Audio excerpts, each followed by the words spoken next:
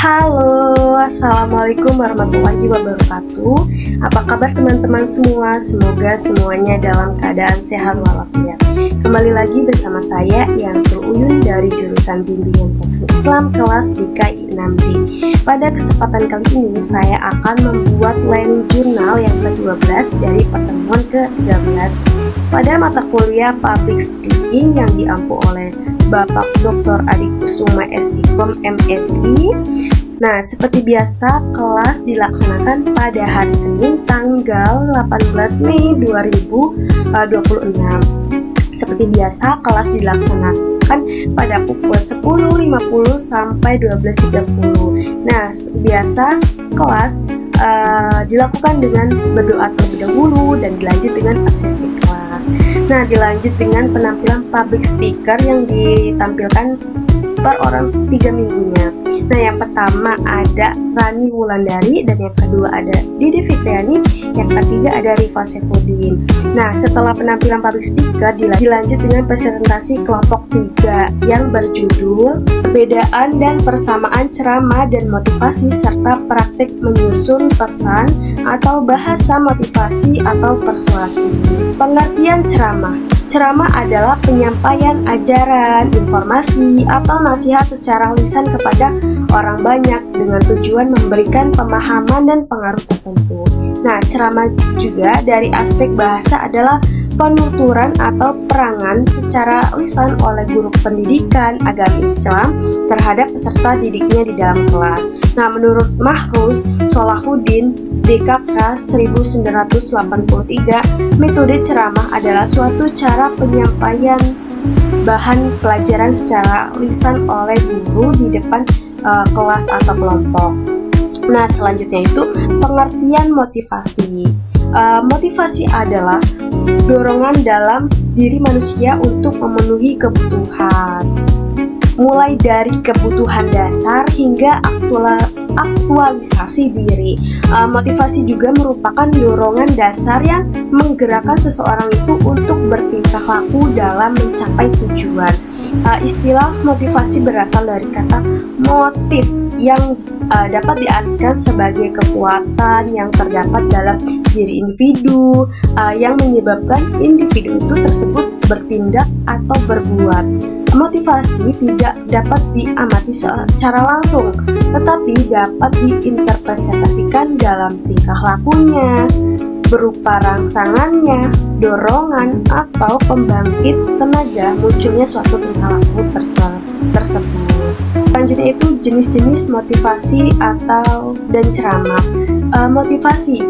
Menurut Sadirman 2016, motivasi itu dapat dikelompokkan dalam 2 jenis, yaitu yang pertama motivasi intrinsik. Motivasi intrinsik itu bersifat aktif dan tidak perlu dirangsang dari luar, karena seseorang itu mempunyai keyakinan untuk melakukan sesuatu. Nah, yang kedua itu motivasi ekstrinsik. Jadi, suatu dorongan yang menyebabkan seseorang itu melakukan sesuatu yang timbul dari suatu kebutuhan yang harus dipenuhi. Jenis-jenis ceramah. Yang pertama, persuasi. Merupakan kalimat-kalimat yang disusun sedemikian rupa dengan tujuan untuk mengajak halayak. Pada ceramah persuasi akan ada banyak kata seperti ikuti, kemari, cobalah, atau bergabunglah. Sedangkan rekreatif, yaitu jenis ceramah yang satu ini isinya adalah menghibur halayak dengan cerita-cerita yang terkandung di dalamnya. Tujuan dari ceramah ini adalah memberikan informasi dan juga menghibur para halayak yang mendengarkannya. Nah, yang terakhir itu argumentasi. Jadi ceramah argumentasi ini berisi perdebatan dan saling tukar pikiran antara. Pada ceramah ini, penceramah akan menjelaskan informasi yang akan disampaikan pada halayak. Nah, informasi ini tersebut kemudian digunakan untuk memperdebatkan suatu topik. Itu ada perbedaan ceramah dengan motivasi. Nah, ceramah itu memberikan ilmu pengetahuan satu arah, yaitu komunikator ke komunikat. Jadi metode penyampaian informasi satu arah, biasa di kelas atau di pengajian.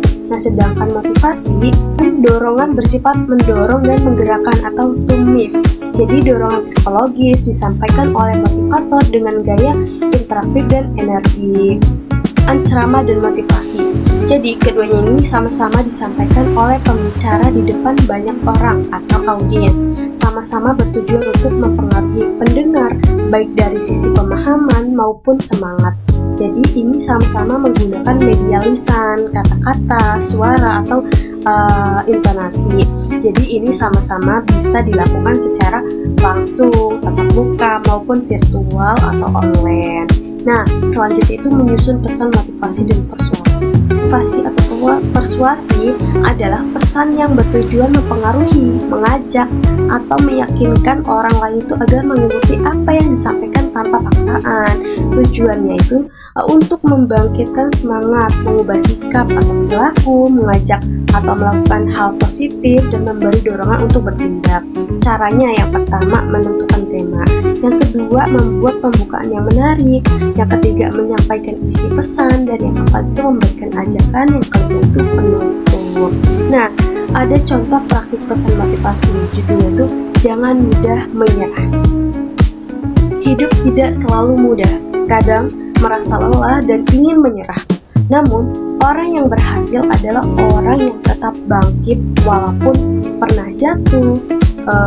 Jangan takut gagal, karena kegagalan itu adalah bagian dari proses menuju kesuksesan. Mari terus berusaha dan percaya diri pada kemampuan diri sendiri. Nah, selanjutnya itu ada praktik menyusun pesan motivasi atau persuasinya.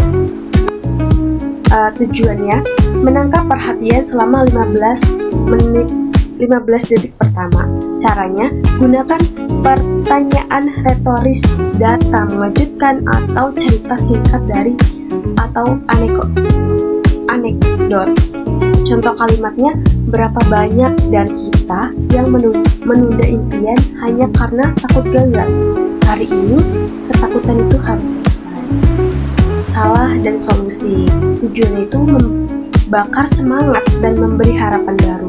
Caranya, validasi rasa lelah pendengar, lalu berikan jalan keluar yang logis namun emosional. Nah, yang ketiga itu ada penutup. Arti tujuannya itu membakar semangat dan memberi harapan baru. Caranya, validasi rasa kalah pendengar, lalu berikan jalan keluar yang logis dan emosional. Pada presentasi kelompok 3, kurang dan lebihnya mohon maaf. Wassalamualaikum warahmatullahi wabarakatuh.